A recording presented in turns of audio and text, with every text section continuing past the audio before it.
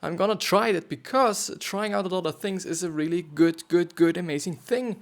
Because how could you actually know if something is working or not working, if you like something or you don't like it, if you haven't tried it? There's actually no fucking way.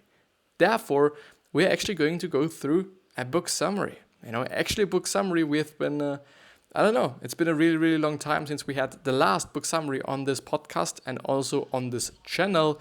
Therefore, it is a pretty amazing comeback, I would say. And it is also just a pretty great book and a pretty interesting book, and also a book that is really easy to go through, because the thing is that it is only just consisting of somehow, I guess, what do you call them?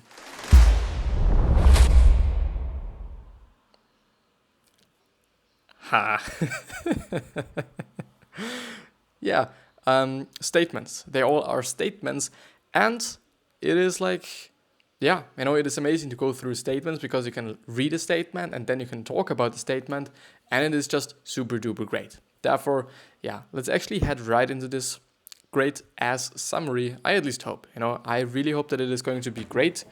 And as you can see now on the left side of the screen, we are going through Yes! By Robert B Cialdini, who is also the author of Influence. Robert Cialdini. Because I really believe that he's definitely a really famous and also known and also, do I want to say old author? Yeah, he's 74, so he's old, let's call him old now. The thing is, he is still, he doesn't look that old, to be honest. So either they are old pictures, or he's actually not looking that old. But, something that is really important to point out is that he's the author of Influence, this book you can see right here on the left side.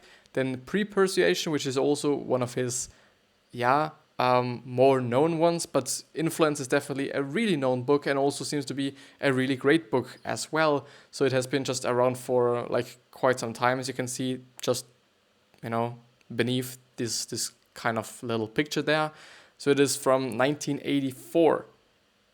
Funny thing, 1984. It's actually a good book from George Orwell.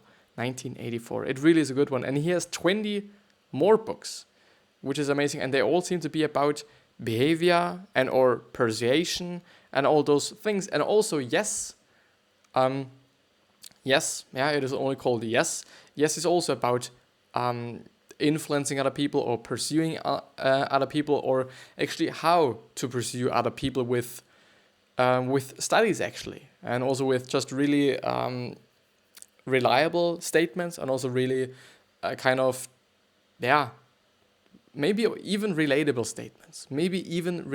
statements. But so this is from Robert B Cialdini, and also at AI. I don't know, from ETAI dot. It might be just, shortened or something. I don't know. And this is the cover. And I like the cover. It is really there's not a lot on it. It is something that really makes a book not look good. If there's a lot of elements on it, if there's a lot of, especially elements that you just don't need, or at least, it is just my preference maybe as well, that I'm just having a book that is just really clean.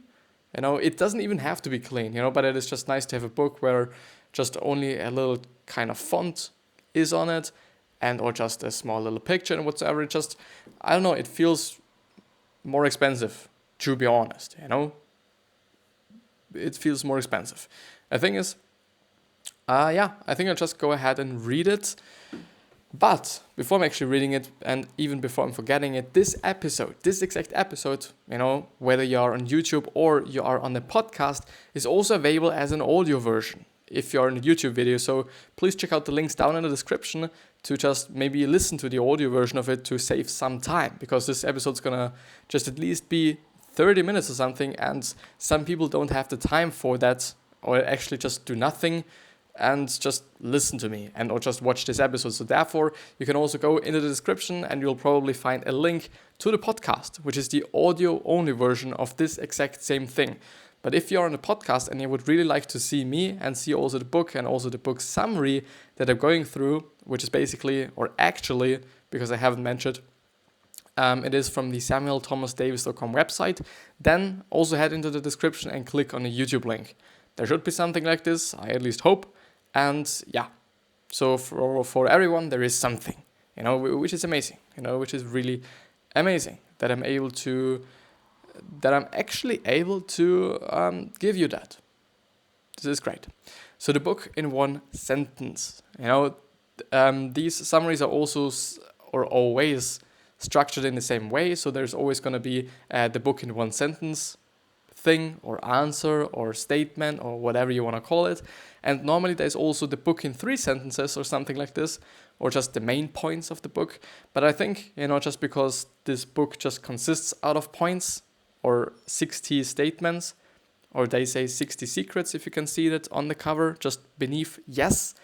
I guess Samuel Thomas Davis decided to just not point out those 5 most important things. So maybe because all of them 60 are just really important, therefore it would just be just guessing in the end. But yeah, the book in one sentence.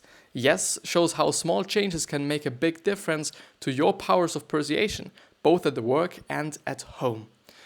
And it is a really interesting one. I had a look at it to, as always, see if there's something in it. And it is I'm only doing it for a short period of time, because I do not want to just, I sometimes even read whole articles, to see if it is just worth going through. But most of the time it is okay, I'm just going to add the value, I'm going to just add, I'm going to just add what is just not there, This is my maybe tactic or my strategy. Yeah, I think more tactic than strategy. But yeah, so let's actually go through the first statement. And the first statement is, when people feel uncertain about a course of action, they tend to look outside themselves and to other people around them to guide what they do. And it is really important for me to point out now that you probably know that. You might probably, it is not about might, you probably know that. If you don't know an answer for something, or if you're okay, should I be doing A or should I be doing B? Then most often you're gonna ask someone. At least I'm doing this, and I've seen it, so I'll just assume that you're doing this as well. The thing is, often, at least for me, it is actually the case that I then ask people, and then they tell me the answer, and let's say it's A, and they tell me, okay, it is A, I would actually take A, but still, I'm not really kind of convinced by them, I'm still gonna think about it, sometimes I kind of feel pretty dumb, because I'm asking other people just because it's an obligatory action, to be honest. It is because I'm always doing that, but it is not necessarily kind of helping me to decide what I should be doing. It is okay, I'm just doing it, and it somehow feels a little bit strange and a little bit dumb and whatsoever, but that's quite okay. You might be doing this as well. Don't feel bad, don't feel shitty because of it, even though it sounds, pretty fucked up, to be really honest here. But after every statement, there's also kind of an example for the statement, which I deeply like, because it is just, sometimes it is not that easy to understand what he's meaning. Therefore, it is just super. I like that, And by the way, if you also like the video and or the podcast, please rate it. Be honest with me and with yourself. If you like it, give me a like. If you don't like it, just give me a dislike. And please tell me what wasn't that nice about this episode. Would be amazing. Thanks a lot. So hotel guests were 26% more likely to reuse their towels after learning that the majority of guests recycled their towels at least once during their stay. Which means okay, they kind of quote unquote ask themselves, okay, should I be reusing my towels or should I not be reusing my towels? And because they knew it, or because they just got told that everyone else is doing it as well, or just a lot of people, or the majority, as they say, have done it as well, they somehow decide, for actually, it is a pretty, it is not a high percentage, but it's definitely some people that got convinced by that. 26% more likely is just 26% more likely. It is just something. It is really something. The second statement. the second statement. It is usually beneficial for people to follow the behavioral norms associated with a particular environment, situation, or circumstances that most closely match their own. Okay, and the example is, and this is, I think, a pretty good example for things that I haven't or wouldn't understand without the example. And the example is, hotel guests were 33% more likely to reuse that house after learning that most of the people who had previously stayed in their room recycled that house at least once during their stay. So this basically kind of creates a norm, it creates somehow a rule, and it just tells them, okay, all the other people, or just a lot of people, have been doing it with this room before. And I kind of can feel with that, I kind of just feel how they might be feeling, or how they just think about these things then and whatsoever, just because it's like, okay, I don't know, it's empathy. It is clearly empathy. But but the thing is, does this make sense? Just because I'm thinking about it, is this just some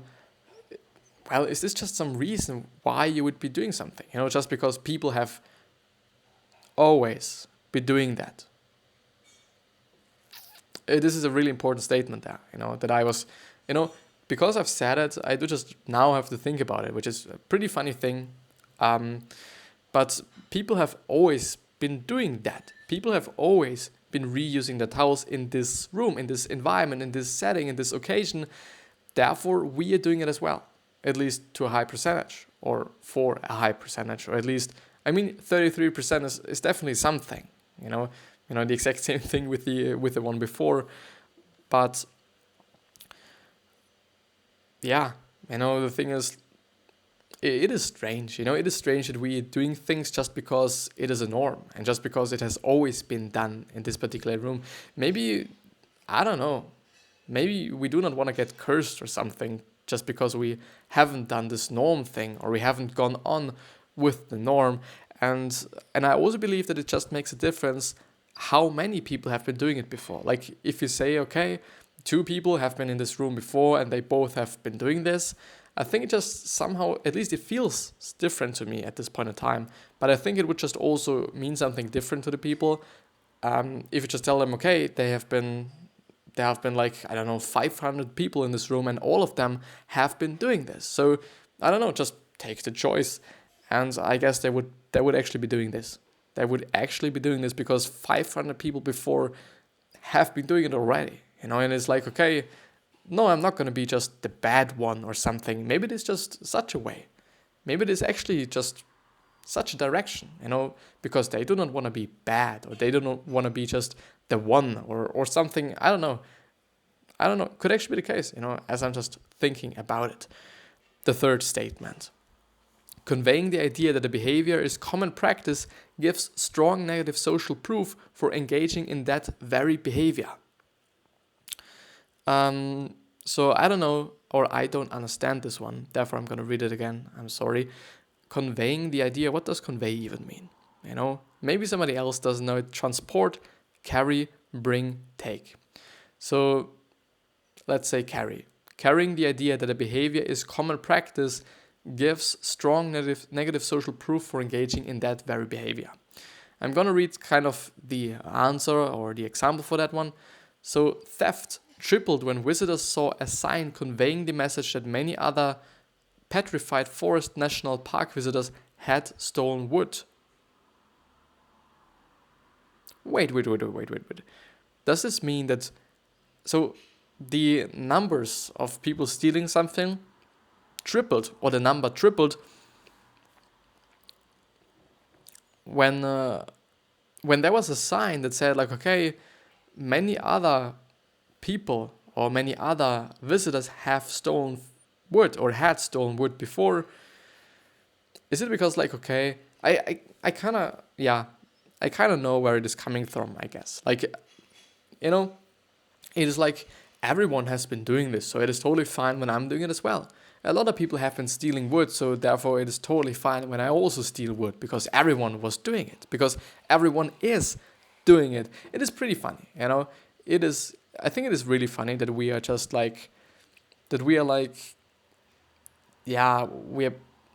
we're justifying our own behavior through the actions somebody else did or through the behavior of the other people. Even though it is just really bad behavior, it is just theft. It really is. There's nothing to kind of debate about that. It is theft. And it is like not good. It's clearly not good. The thing is, people still are doing it just because other people are doing it. We're now actually heading back to the one before, actually. People are reusing their towels just because other people have also been reusing their towels. Maybe it's also just a justification through other people's behavior. Could be the thing.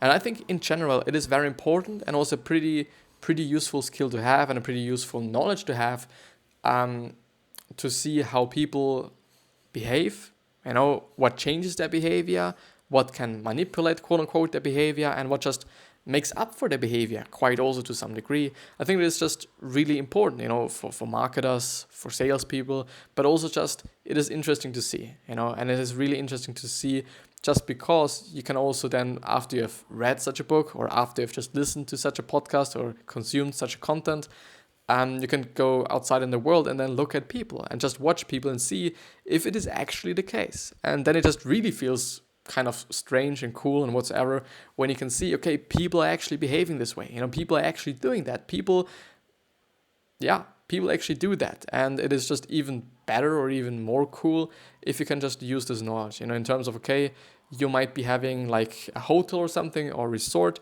And then in this resort, you're telling people, okay, a lot of people have been reusing their towels, and boom, you're not gonna have as much work as you had before, just because you've been telling people that other people have not been doing something or have been doing something. It is really interesting. It really is interesting. You could really make your life maybe a little bit easier, or you could just kind of, I don't know, do just a slightly less amount of the work, I guess. Maybe it would even be just, it would be great. It would honestly be fucking great. But yeah, the fourth one.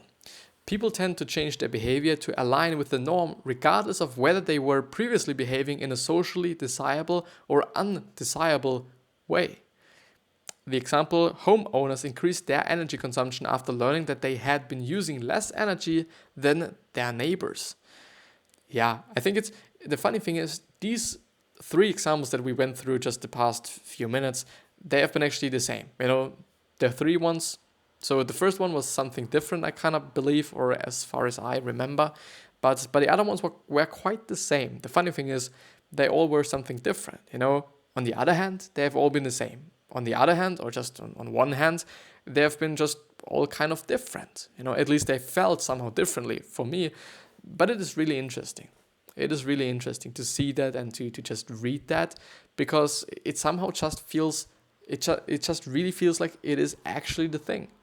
And I do not want to doubt that, okay, this book is just not having great just sources and the study wasn't greatly done or well done or whatever.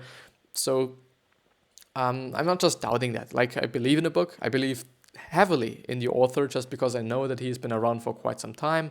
And I just also kind of think, I don't actually know. The thing is, I think I only assume that he also knows shit. This is maybe this is just what I hope. Actually, I'm just assuming. I'm thinking, I'm assuming, I'm hoping. I do that. I don't know. I clearly don't know. The thing is, I also can think of, I also can think about it. And I also can just use my empathy and just my own kind of head, and just think about it. And I kind of feel like it is actually the truth. Just because other people are using more water just leads us to using more water. Whether it be just conscious or subconscious, because I believe it could be both. And sometimes it actually is both. Could be both. I do not really want to say that it is one of those, but I guess it could be both. It might be starting with some conscious shit, and then it's going to be some subconscious, and it also could be just vice versa. I don't know. I think there's just many variables, or there might be many variables. But let's see what the 5th one is. And the 5th one is, offering people more makes them want less. So employees were less likely to choose a company-sponsored retirement plan when given more options, which is pretty interesting. But in terms of offering, I was just more thinking about food or coffee or drinks or whatever it is. And it is, again, a pretty nice way to just save some money and also maybe save some time because, in my internship, they had a coffee machine. Like, I don't know, I think every agency and every company nearly has a coffee machine or some just vending machine for drinks or whatever it is. And the funny thing is, they have always been offering the clients that came in just coffee or water or whatsoever. And then it would actually be just a pretty nice kind of strategy or tactic to save yourself some money, but still being nice and generous. If you just ask them if they want to have a coffee, a cola, a Fanta, if this is actually a thing. I don't know if this is a thing in English-speaking countries, but I guess it is. If they want to have a Sprite, if they want to have Pepsi, if they want to have just quite a lot of things. It would be really interesting.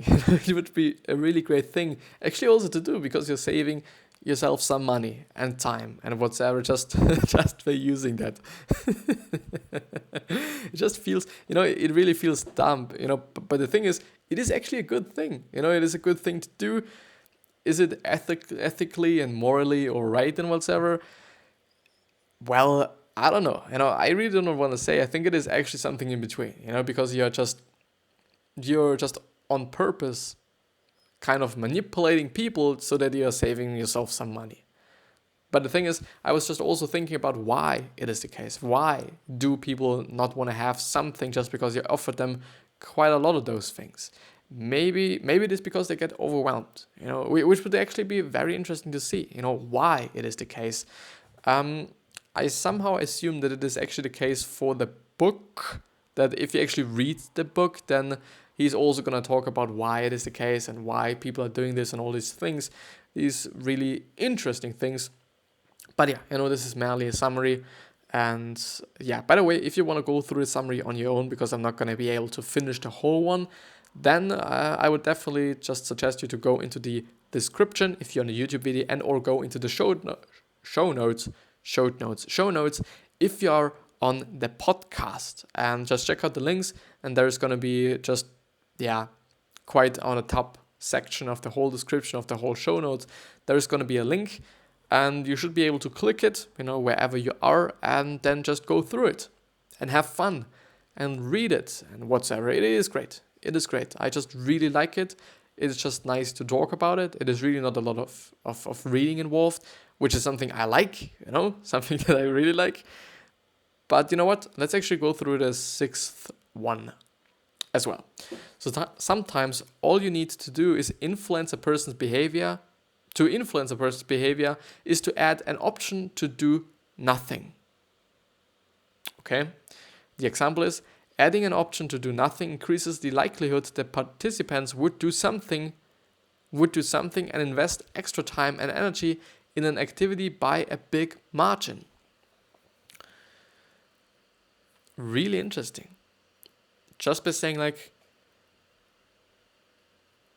I don't know, the thing is, I think it is also correlated to just our pain of loss, because something that I've been talking about before and quite often before is that for us, it is actually more painful to lose something than the pleasure is of gaining something, which is something really interesting, but I guess just people can understand that, because I don't know, I always just think about caveman, and the caveman scenario thing, and there, just gaining just another fruit and you already have 30 fruits, it's not going to be just such a pleasure. It's going to be good and it's going to be cool, besides the fact that they might get moldy or something just because there was no refrigeration, or it might be about meat, then it just might be more severe or something.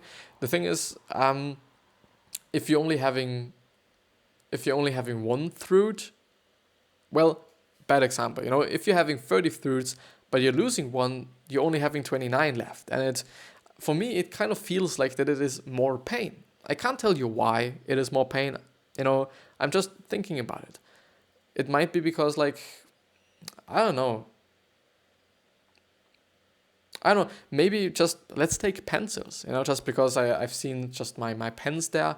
If you're having just 30, let's, take this again, 30 pencils, and you gain another because just, I don't know, your mom gives you some, I don't know if you're going to be so happy. But if you're just having 30 pencils and you're losing one, I guess like it's still going to be just shitty.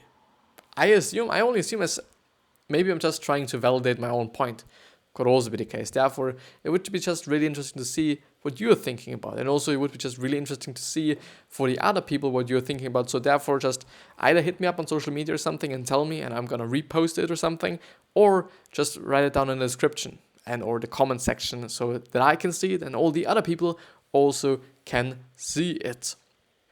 But yeah, it is really an amazing thing to go through. Like, it's a really great book. Maybe I should actually go through more books, because I haven't been, But, I think this is just an exceptionally good book, just because it is like only statements, as I said, which are really easy to go through and really just nice and convenient to go through.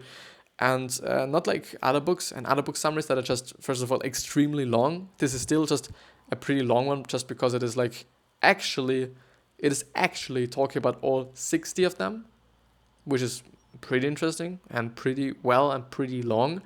But it is interesting. Like, it is really interesting. I'm so interested in that, and I also hope that there's going to be some other people that are also interested in that. Just because, like, I don't know, like I'm not trying to produce the content only for myself. I'm not gonna do that. But if you don't know, if you're new to the channel, I'm always after I've went through something, I'm always just feeling the need of asking or answering some questions from Quora, and this is also what we're going to do now. I'm already having the tab open. Yeah, this should do the thing. Yeah, this should do it. The thing is, I don't know how many I've actually answered up to this point. I think it's 3, because it is actually a new section, a new segment of the whole show, because I, wanted to have something different. I wanted to add something. I wanted to have something that is like new, basically. I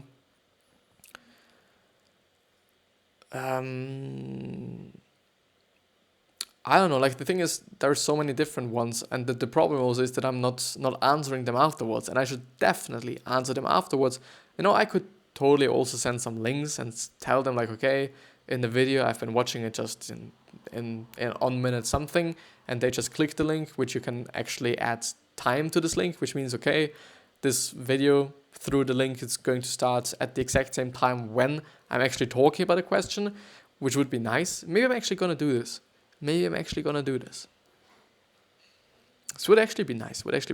But let's actually scroll or do something else. Okay, I'm going to have okay, you see I'm hovering over this one, and I'm going to tap the space bar. Yeah, it is doing something, but I'm not able to see I'm going to tap it 3 times.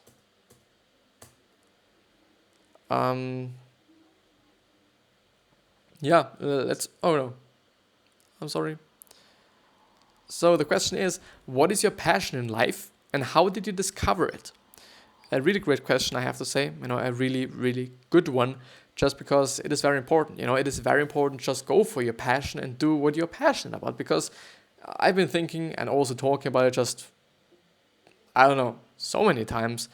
But the case is that if you're working on something that you're passionate about, something that you actually like, you're just going to work harder. You're going to work just over hours. You're going to work just on Saturday and Sunday as well. You're going to just do it all day long because it is something that you like to do, something that you're passionate about, something that something that you want to progress in. It is what it is. I'm also working every day, all day on what I'm doing right here on the podcast and what's there, just because it is, first of all, a lot of fucking fun for me. And it is something that I'm passionate about. I'm really passionate about that.